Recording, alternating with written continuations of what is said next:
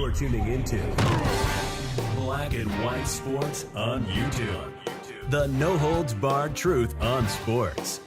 The main event starts now. All right, Black and White Sports supporters, let's talk about Stephanie Turner and USA Fencing. They have issued a statement about inclusion after they, of course, disqualified Stephanie Turner. She took a knee. She refused to battle a male in fencing. And she said she has come out and made a lengthy statement about the entire situation, and she's come out in a Daily Mail interview and sort of exposed the fencing community is ate up with the transgender agenda. By the way, before we jump into that, how about the fact in this same Daily Mail interview, she comes out and admits she voted for Donald Trump. Stephanie Turner, meanwhile, who says she has not been contacted by USA Fencing since her refusal to fight Sullivan went viral, feels strongly about protecting women's rights in all sports, so strongly, in fact, that she was led away from the Democratic Party and towards Donald Trump in the last year's election. She voted for Trump. Trump's promise to ban transgender athletes from female sports swayed her to Republicans, with Democrats hesitant to do the same, proving a huge cause of concern.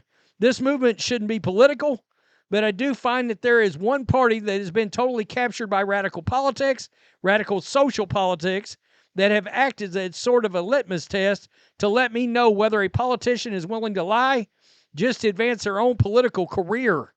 That just opened the door for me to start listening more to the other side. Well, you saw the election results. That happened with a lot of folks. That is Stephanie Turner right there. That is the young lady that bravely said, no, I am not going to fight this guy. She's made a further statement, but before we get to that, USA Fencing is getting destroyed. There are 13,000 comments on this statement from USA Fencing. USA Fencing remains committed to fostering an inclusive, respectful community for everyone in our sport. We believe in the principle of creating safe communities where all athletes and community members have peace, have a place. While we understand that there are a range of perspectives, USA Fencing will continue to engage in respectful research-based dialogue and review as policy evolves in Olympic and Paralympic movements, as well as domestic law. Hate speech or targeted hate of any kind is not acceptable online or in person. Let's keep the conversation respectful and strip welcoming to all. Nah, bleep you. How about that? I mean, seriously, letting men beat up women is effing disgusting. You should all be ashamed of yourself. Cat turd, cowards. I mean, you're breaking the law. Men are allowed to compete in women's sports. What the hell is wrong with you? Men do not belong in women's sports. Rest in peace, USA Fencing. It's bad. It is really bad. Allowing men in women's sports is no way respectful to women. Yeah, I mean, they put out this statement talking about safe environments. Safe for who exactly? Just wondering. Because this lady was not safe, and she has come out and publicly said so. Competitive fencer Stephanie Turner, who chose to be disqualified from a tournament rather than battle a transgender athlete, said she might not have gotten into the sport had she known this could happen. Quote, when I first started, this was unfathomable. Now, keep in mind, this was not a young girl. She's 31 years old. All right, keep that in the back of your head.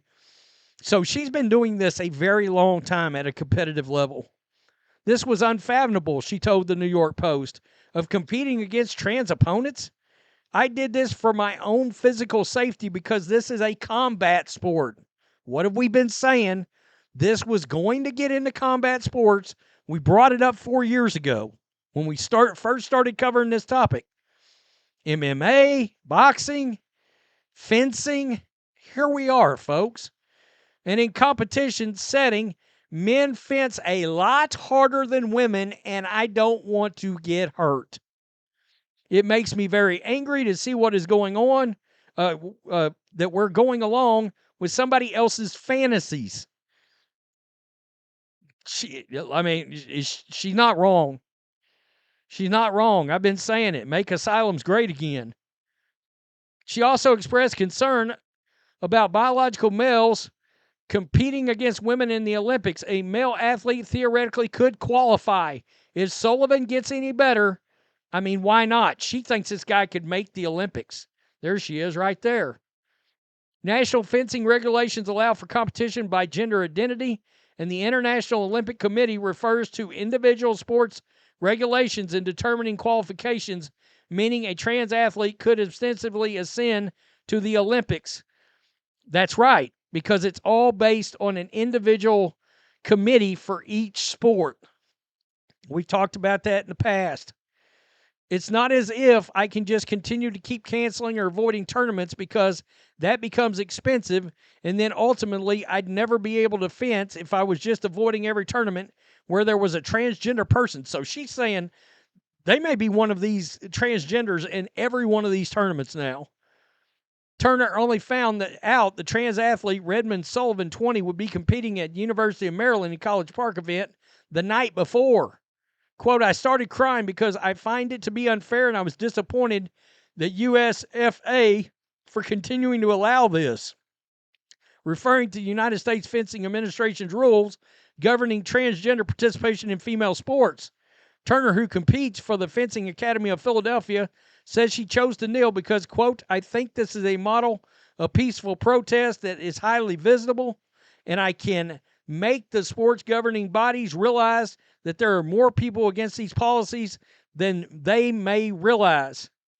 She recalled she was, quote, clear-headed as I could be. When I took a knee in front of Sullivan, informed the referee that I would not fence because this is a women's tournament. When Sullivan asked me what I was doing, Turner told the Post that she responded, I'm sorry, I will not fence you. You're a man, I'm a woman. This is a woman's tournament. I have much love and respect for you, but I will not fence you. Turner remembers her competitor said okay in response, but also reminding her of the USFA rules. She added that Sullivan seemed upset and a little peeved. You could tell he was pissed in the video. Soon after, a referee informed Turner that she had been black-carded and asked to sign documentation acknowledging her surrender. I signed it under objection. Almost nobody would make eye contact with me as I walked over. Even the crowd stayed silent. The outpouring of support in private has been overwhelming, flooded with text messages and phone calls. Turner, who has been fencing for 12 years, cited both her faith and role models in women's sports and activism for giving her the bravery to take a knee in what she believes in. My faith as a Christian has given me a lot of conviction in standing my ground. And it also talks about Riley Gaines being an inspiration to her. So that's where this sets, folks. It seems the fencing community is ate up with the virtue signaling and the wrapping their loving arms around the transgender agenda. And this is what makes me feel terrible for her. She should never have been put in a position to feel like she was going to get injured, hurt, because of physical, pure domination of a male against her. She was afraid, and she had every right to be. She had every reason to be. So it became less about sport and about something else. All right? This was not going to be fair. She took a stand. She also took a stand voting for President Trump. Good for her. Seriously. We have got to see more women do exactly what Stephanie Turner did. Tell me what you think. Peace. I'm out. Till next time. Thanks for watching the show. Be sure to like, comment, and subscribe. Be sure to tune in next time on Black and White Sports.